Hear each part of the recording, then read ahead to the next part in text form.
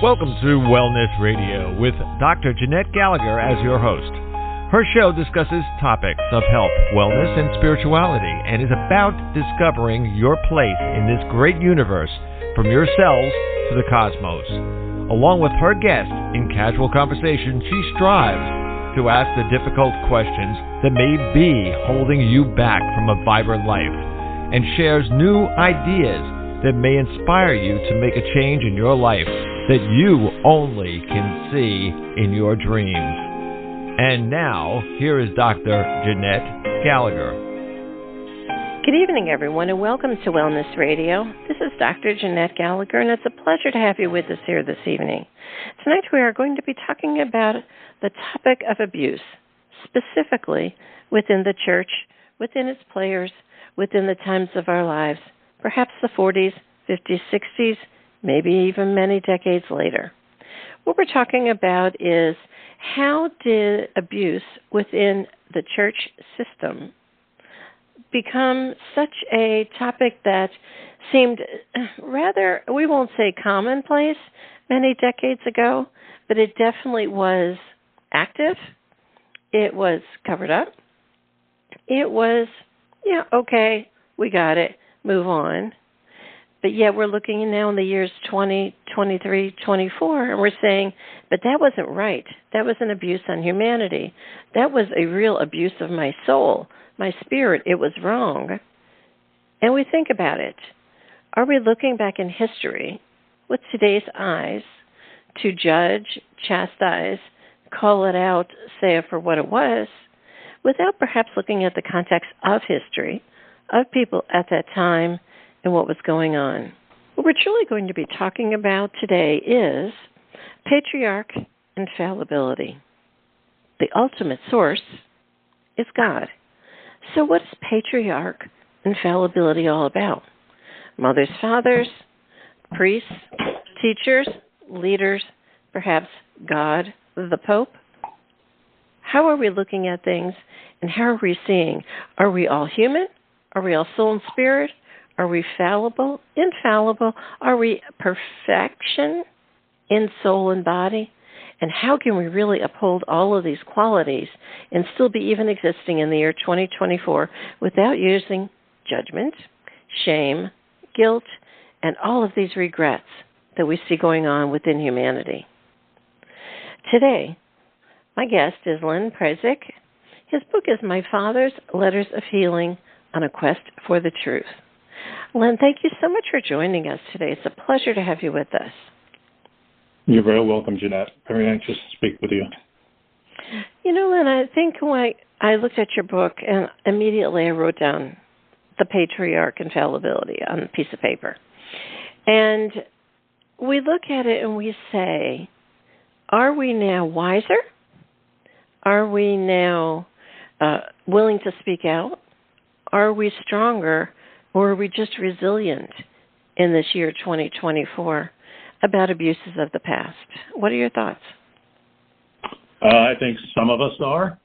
And I think since I have come out and told my story, that has been well received.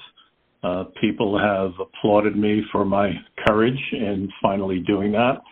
Some of them also coming out and sharing their own abuse. So I believe there is a lot of pain. You know this. We all know this. But I think by calling it out, calling it and naming it what it is, can help us heal from some of those traumas and pains of the past. I think sometimes when you attach the idea of God or priest or church onto an abuse from the past, it really seems to up the ante, so to speak. In other words, how dare they? They were closest to God, and that really just shakes people to the core in saying, we all believed somehow, some way, that there was going to be someone who was going to rescue us as human beings, and that had to be God. So why are God's messengers all doing these things? Isn't that the core of the story? Yeah, I believe that is part of the pain. For me, it was the betrayal. Of course, we expect our protectors to do just that. These are the people we love who protect us. So when that trust is violated, it hurts the most. Our parents, our priests, our church, and yes, even our God. So yes, the ante is up exponentially, and so is the pain and suffering in trying to heal from all of that hurt and betrayal. I mentioned in my book about the one-time incident of sexual abuse, which, traumatic as it was for my first sexual experience at age 11, but it really does pale in comparison to the 50 years of silence, gaslighting, and betrayal by my parents, my priests, my church, and I would say even my God. And this is me personally, of course. So I think if you look at it, Len, and you say, who is the one that's holding the story? And that's you. Who is the one that has the experience? That's you.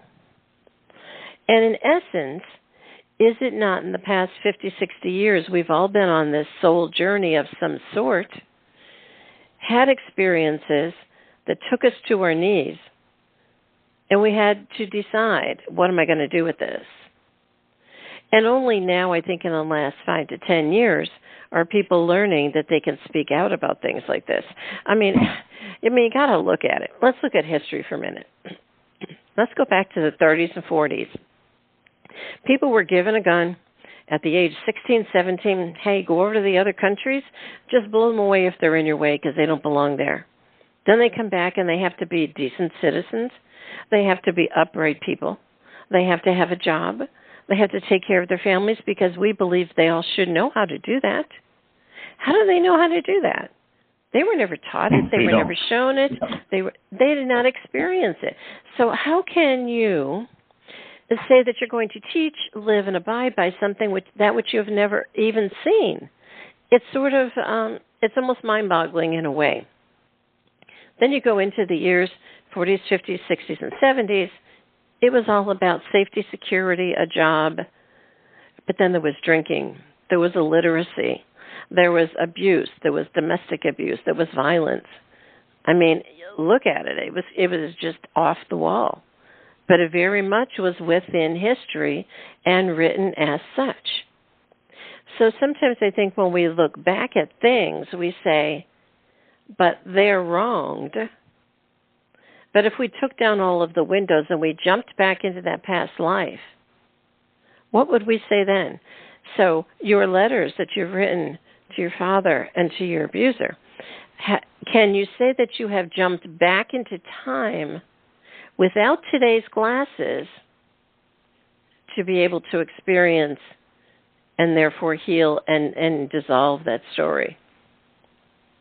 I believe I have, and that was one of the things that came out of my writing this, is that I had a sense of understanding the context in which not only my youth, but my father's youth, the experience of him witnessing his father's suicide, the role of the church as the cultural center of all life. We mentioned Scranton, but virtually everywhere else there was a Catholic presence. But it was through my understanding, my research,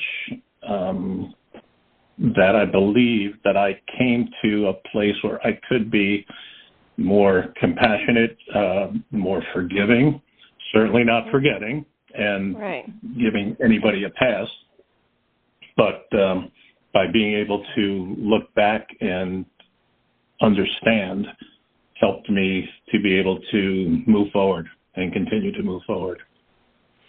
I look back on my own life, in Scranton. I was going to a Catholic school at the time. I can distinctly remember I started playing the organ to sing the Latin Mass with the priest when I was in 3rd grade. I did that from 3rd grade all the way up to the 12th grade, 10, 12, 15 Masses a week sometimes.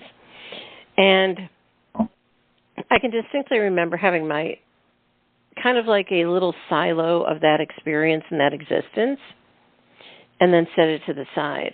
I remember the day that they brought in the guitars, they turned the altar around, and the Mass was now in English. And I was like, oh, crap, you just took the mystique and the mystery out of the church of which God is a part of. In other words, now we have to rationally understand this.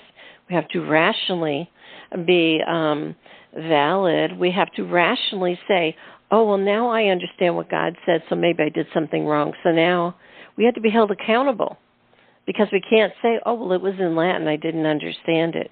Oh, the priest was kind of too mysterious, I didn't get it. And now it's like it was right in your face.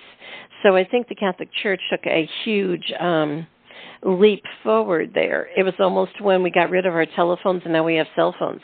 They took a huge leap to where something you can't even conceptually go back to be able to say, now you need to be responsible people. We're giving you the teachings of God.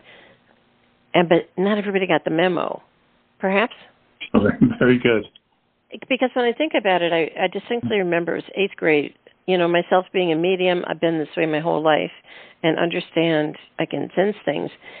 I remember this one priest, and there were a bunch of nuns, and the playground was in between the school and the rectory, and then the next building down was, the convent.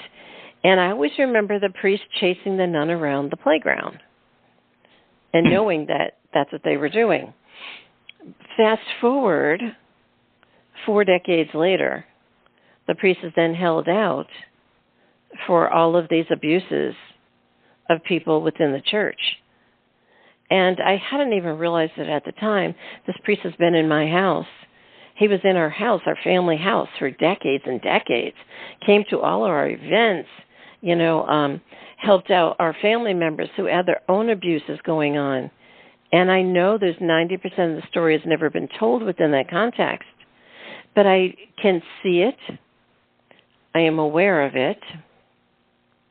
I honor it for what it is. I give it respect for being where it was, and I let it go. Because I think if I started to dig deep, in other words, a lot of times people say, but there's got to be something there, and they keep digging the needle, so that they just got to know. Sometimes you just don't need to know. Yeah, sometimes that's you do. there. And, right, yeah, sometimes you do, and sometimes you don't.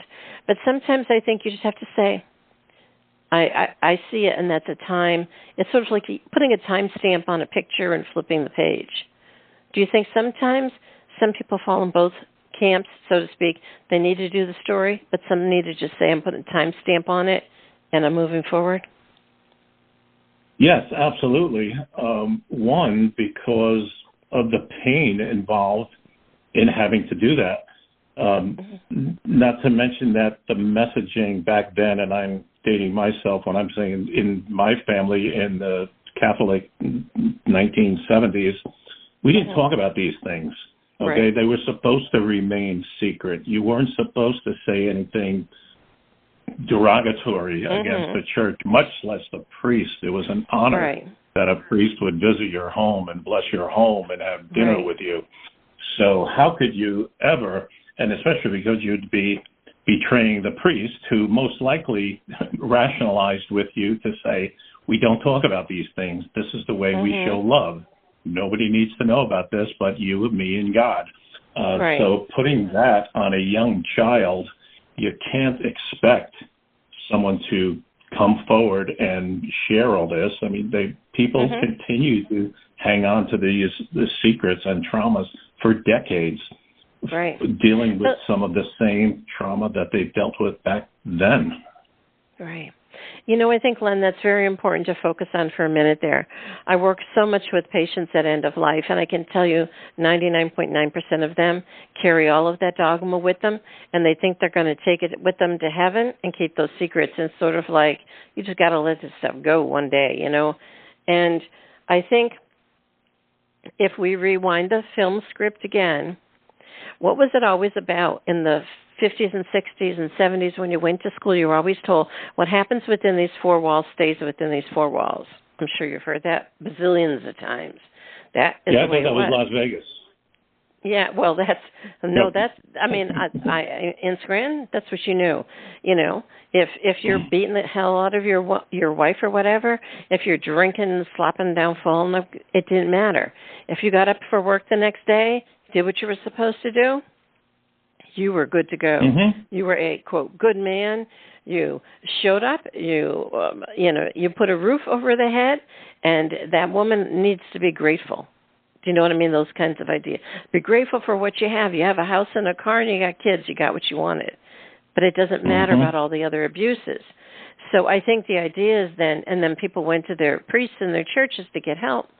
And it really started a very vicious cycle of secrecy. I mean, you were just coming off, I'm not sure if you remember now, but I do, being at my grandmother's house, we had a party phone. You know, the one phone on the wall was a party phone. You picked it up, and everybody was talking at once. That's the kind of phone it was. Right. That's right. I remember that. Right. Yeah, and the idea is that you never said anything on there that someone else was going to find out about. So it really was about all of a sudden, then you got a regular phone. You could tell your secrets on the phone now because no one would hear. So there started to be channels for human beings to start speaking out. It's just that it took a couple of decades for that to happen. The atrocities that humans have instilled upon each other is really the core of all of these essences of all of our stories. It's just that we've given them labels. They're now wearing a priest outfit. They're wearing a doctor outfit. They're wearing a fireman's outfit.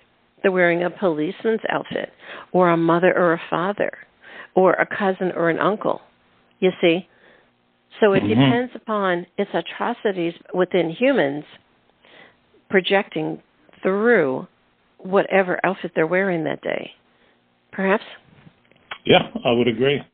And part of my mission or my quest is to share this with this current generation. I've got grandkids now. I don't want to leave them alone with anyone. Now that my story is starting to be told, I'm starting to get some press about this. And this is part of my, I would say, mission or awareness is to let's not keep these things a secret anymore. It still goes on.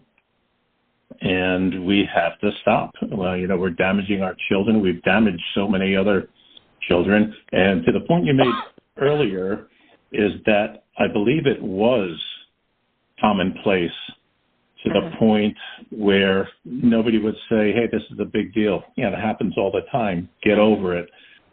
Put your big boy pants on and get back to school.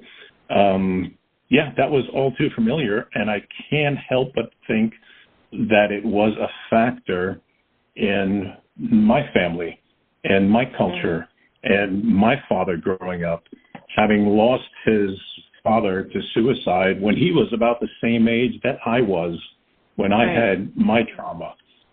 So what do you think happened then?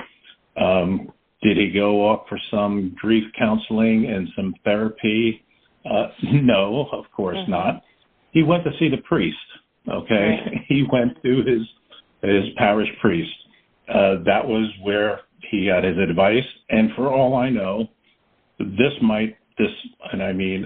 abuse might have happened then and have been commonplace there too. And guess what? Nobody talked about back then either. So it may have factored into the normalcy of it. But when the Catholic Church and my parish made my abuser disappear without a word, what happened there?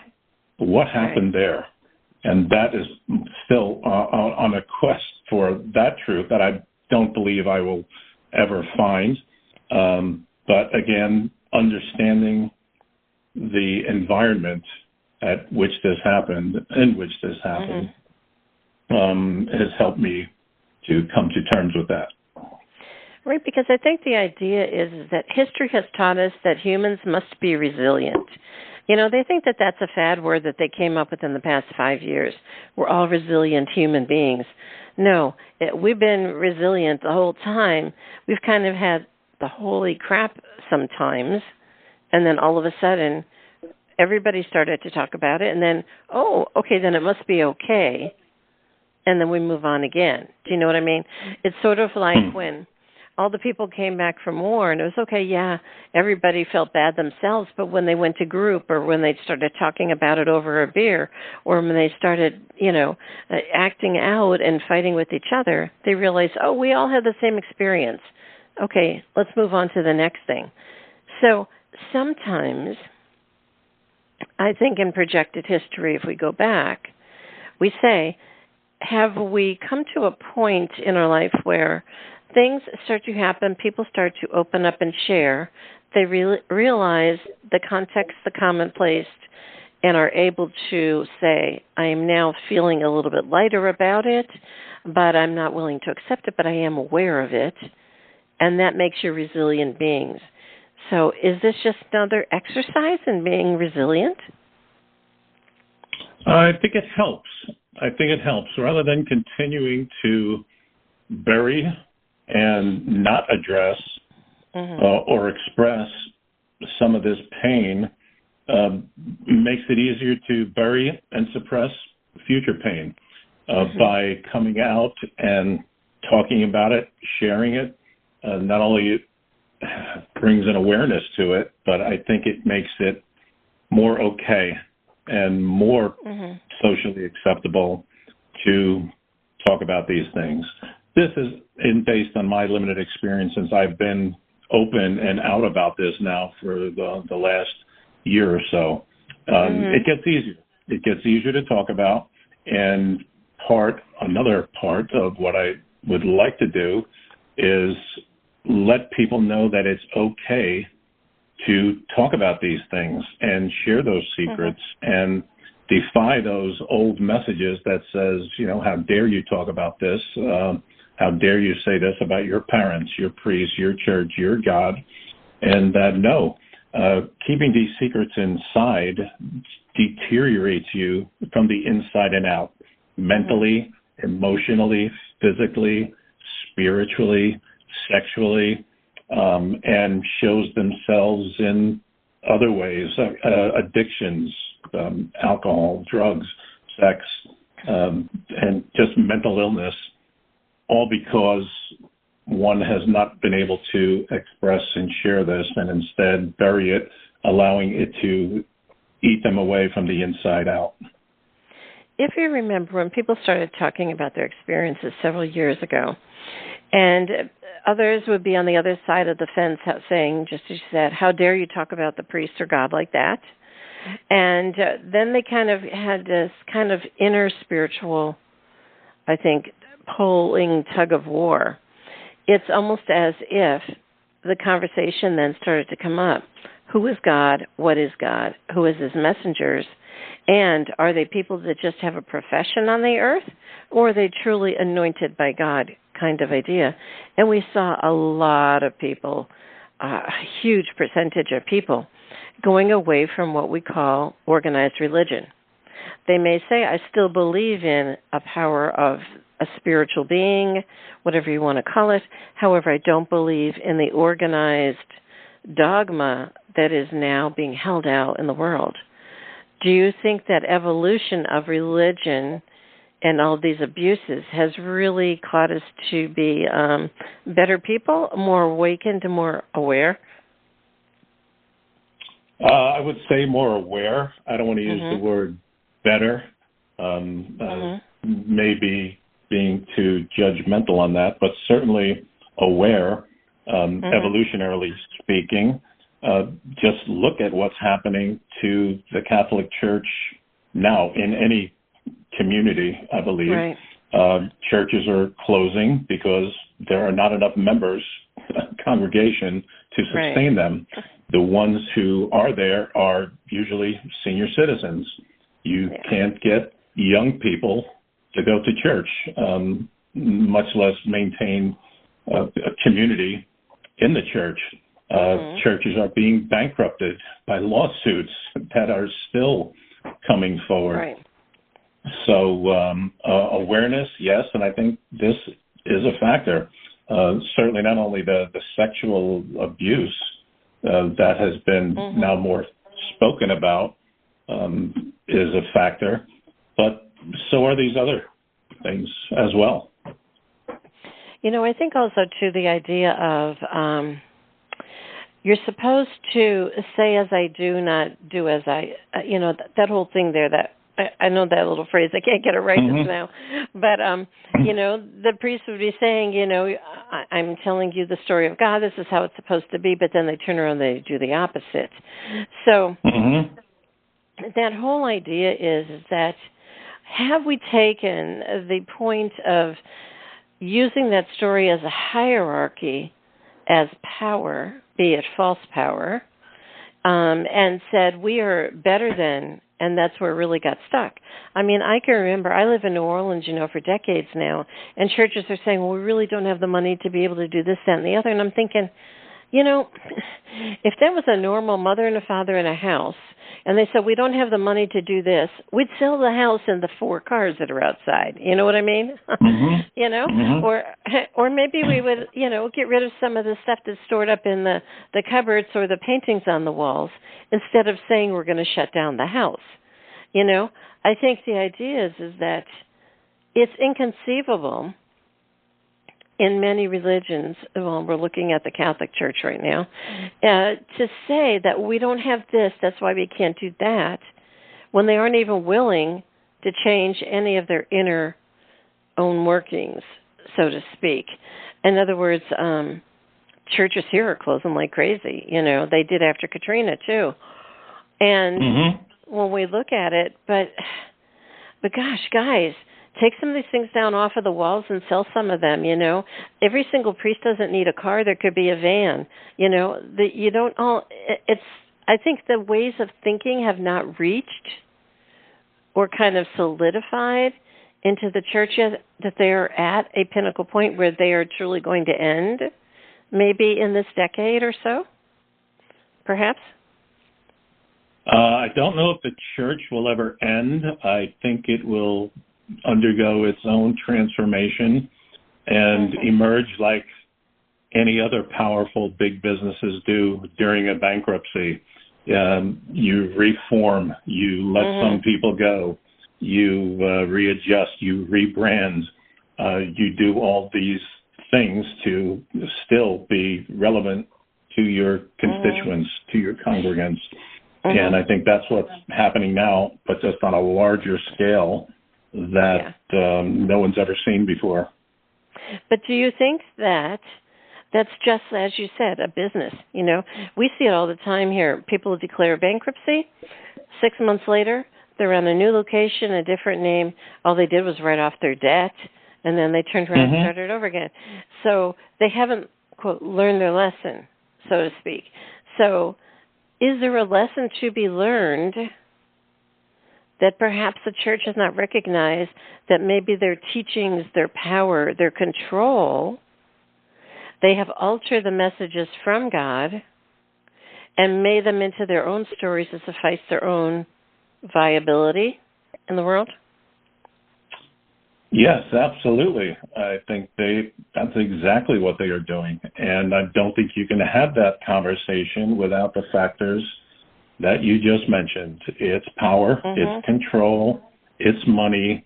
God seems to have taken a very far back seat to all of this and all of it. Isn't this the reason that we're here in the first place? Isn't it supposed to be about God and worship and praise and thanks and everything else? But that has just gotten so diluted from all of the other factors of 21st century, and especially bankruptcy, spiritual and emotional bankruptcy as well. Right.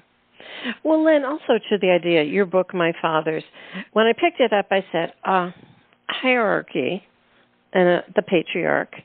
And you write all about all the stories that you have, the letters you have written to your father and then one at the end, the letter to your abuser. In essence, perhaps, do you have a view of what a father, of your father being your father being the father in the church, father being the Father God? Do you have stories and visions of each of those identities? And perhaps those are the things that you're looking at and say, you all have failed me? Do I have stories and visions? I have the stories, and yes, I feel like I have been failed and disappointed. Possibly the way my own father felt failed or disappointed, or maybe he didn't. But going back to my understanding of this is that my father lost his father at age 12. I essentially lost my father emotionally at age 11. And how could I expect, or how can anyone expect someone to be a good father without having that role model of this is what a father should be. This is how a father should behave. How do you become that person? I think it's a miracle, and I attribute that to my father's belief, very strong belief in the church, that despite the trauma and the poverty and everything else both he and my mother went through, it's amazing that they did the job that they did in raising me and my two younger brothers as well as they have. So in that regard, I don't feel failed in that regard, but failed in the emotional and spiritual way, and again, to the betrayal part of it. If somebody had told me back then, if the following morning where they said, this happened, this was wrong, we're sorry, let it go, it might have been much easier. We might not even be having this conversation. Right. But that wasn't the case, because it was that message of, we don't talk about it, we don't say these things, and that just perpetuates this culture of secrecy throughout. So in that way, yes, I'm still a little hurt by that. I think also, too, the idea of any abuse is the first step of healing is being validated for the story in which you have gone through, for the experience and the emotion, and being validated that you have an emotion in the first place, and you are able to express it. Once those emotions get shut down, you've just taken your coffin and you just put the first nail in it, so to speak, because your life will then be seen through that perception. But in essence, if we turn it around and we say, are we all looking for validation? And what is the validation we are looking for with any experience? Then that's a starting point to say, I felt, I feel, I am aware. And when those start to happen, then you're able to start seeing that you can get yourself into a spot for yourself, not for other people. In other words, you don't have to say, well, I'm going to get to the place, I'm going to go back and have revenge. I'm going to get to that place, I'm going to go out and I'm going to, take them and down, tar and feather them down the street or whatever, so to speak. It's truly about what is it for yourself. And that in the year 2024, so many are saying, I need to do this for myself. And what is that all about? How do I get started? And that's how you get started. Perhaps?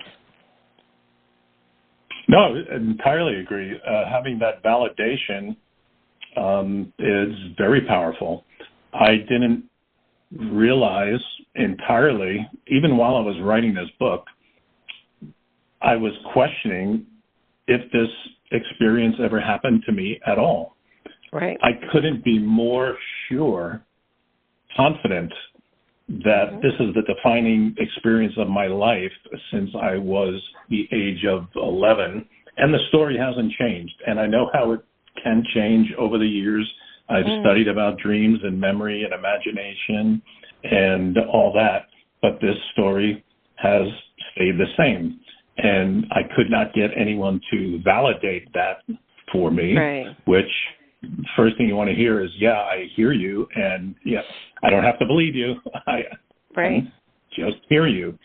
But I couldn't, even in my research, I couldn't get people to say that Father Duncanson, and I need to use him by name more and more often. I hope that's okay here. And in other formats, I can explain why for another reason, that he even existed in our parish. I look back through the archives. I don't see his photo with all of the other photos of the priest. Was he there at all? I asked my other altar boy friends, do you remember Father Duncanson? No, really don't. To the point where I'm asking, did this person really exist? There are also no photos of him. How could that have happened? How can my family, as honored as they were to have a priest in their presence, him taking us out here, there, wherever, do you think there might have been one or two photos taken? But again, I can only speculate that, like the church did when they scrubbed the priests from their roles before passing them off to another parish, that any indication or any proof of his existence was erased.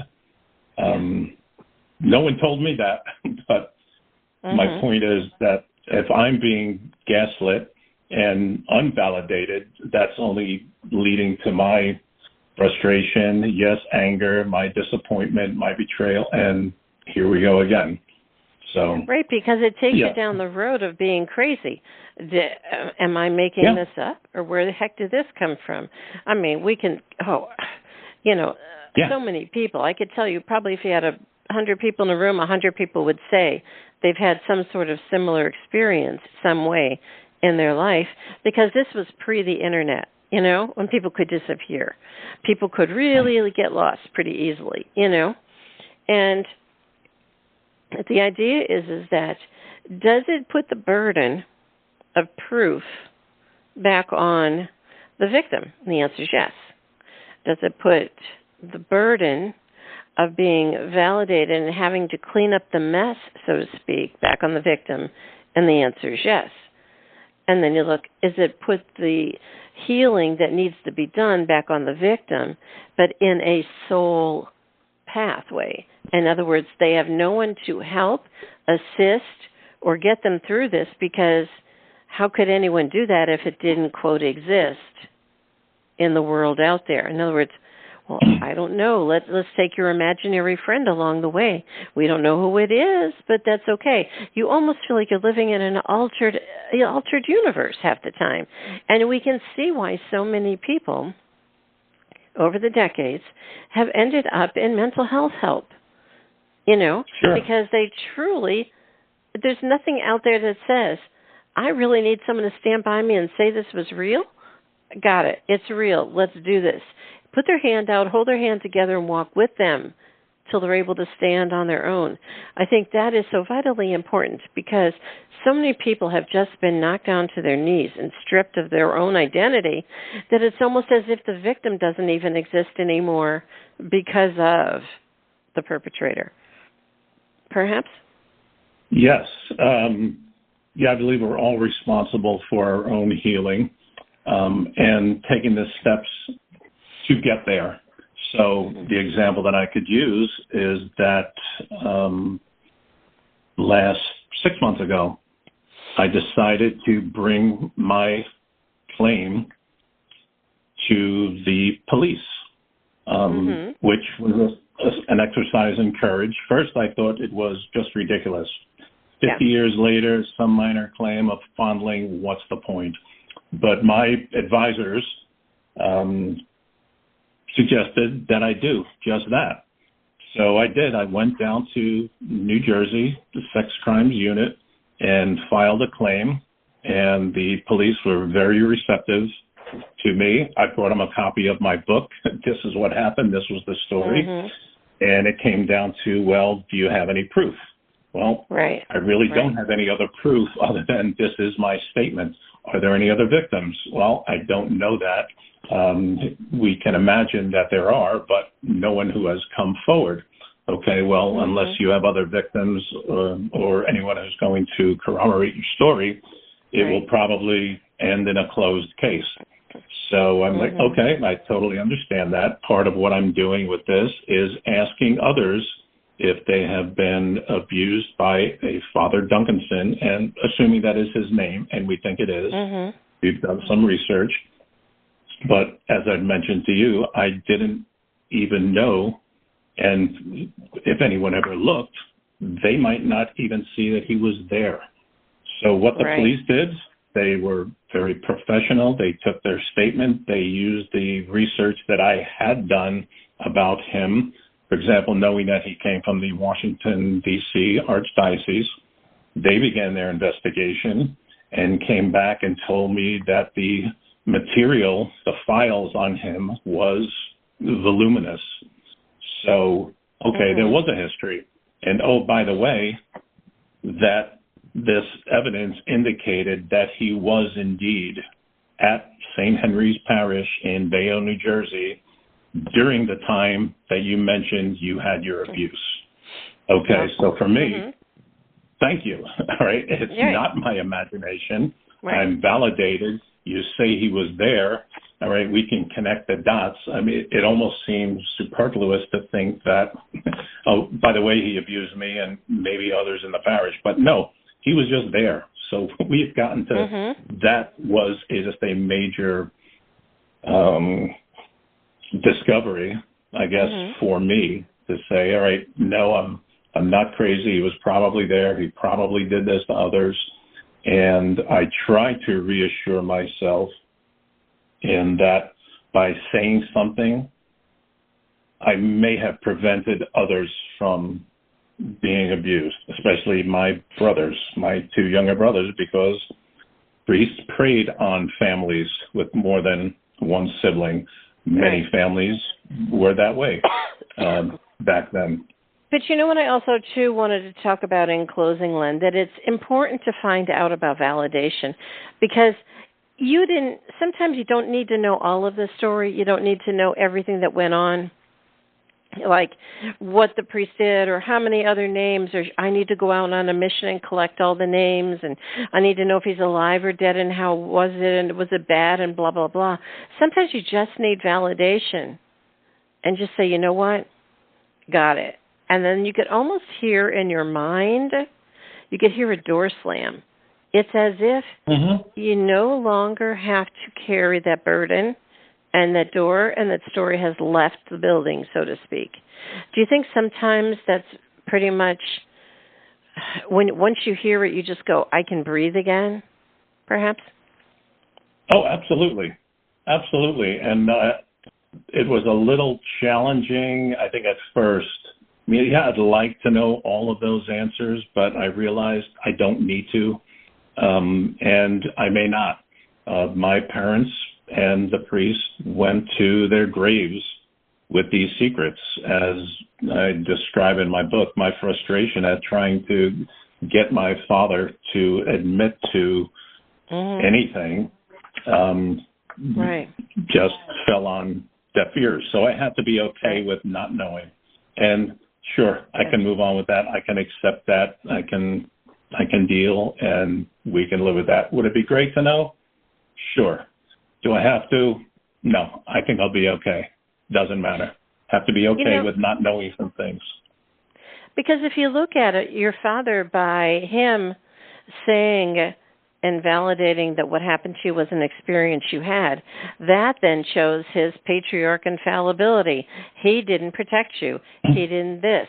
He didn't make things right. He wasn't perfect. You know, he wasn't the warrior you thought he was, or the one that could fix it all and make sure you were okay.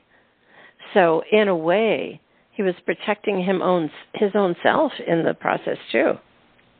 Oh, absolutely. And I would argue that he was protecting the church as well. Loved the church, loved everything about it. And again, I can only speculate because I don't know, is that when he and my mother went to the parish, that there was some kind of agreement made not to talk about any of this. Whether there was anything given in exchange. Sometimes it was money. Sometimes it was tuition for the 3 children you couldn't afford to pay for in private school. We don't know what that agreement was, but whatever it was that involved signing this and never mentioning anything to anyone again. If my father signed that, you can be sure he went to his grave, and he did, by the way, not saying another word about it. That's right. Yes, he was loyal to a fault. And again, aside from this one incident, he was a saint. I'll be the first one to step up and say that. To my other brothers, who obviously saw a different father, to my mother, wonderful husband. He was involved in the church. He went to confession every week for the rest of his life after Mom passed, when who could say what he had to confess?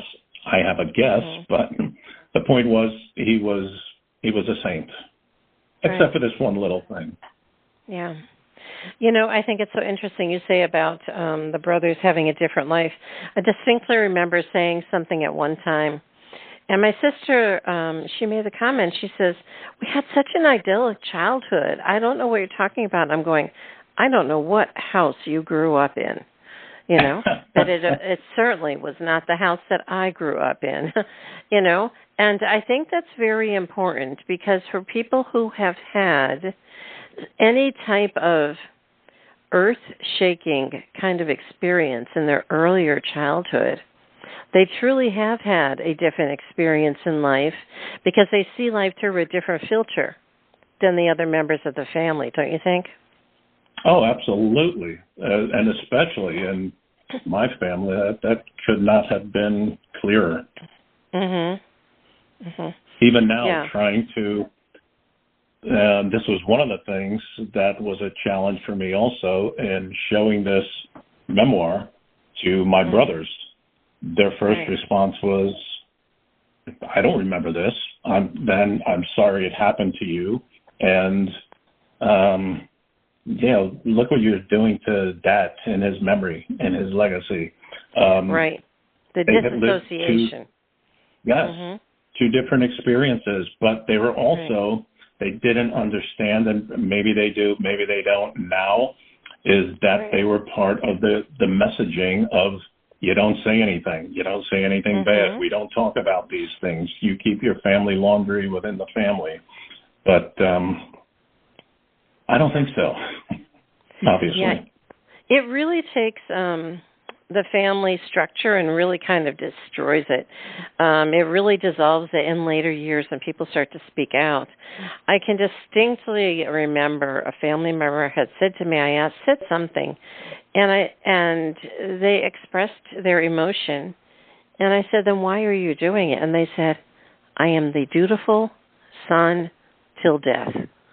And I went, why? Why are you carrying that? Why are you carrying all that pain and suffering and all that other stuff? And it's like, because I think sometimes people do the work. I know for myself, I've done the work over the decades. There are others who don't, and they wish to carry it. But just know that there is that paradigm where you do have the opportunity to choose to get out of it. And that's what you and I are talking about today, is what does it feel like? How can you explore it? How can you look at it, validate it, or reflect upon it, and say, I can now choose the next thing that comes out of my conscious mind and how to go forward. That's what we want to share with people, yes? Exactly. It's very liberating. Yes, there is some pain and some work involved, but what thing worth pursuing does not have that attached to it.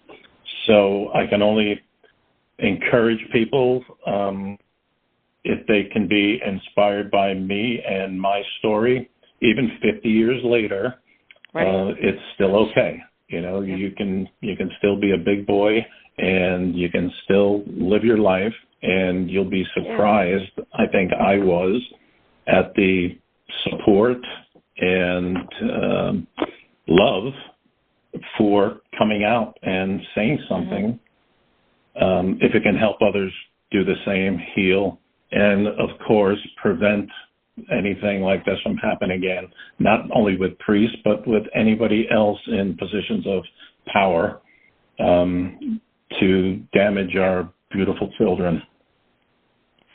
Right, because what we need to remember, this is the year 2024, Len. There is no scarlet letter. You will not be tarred and feathered going down the street, and we promise we will not hang you out in effigy.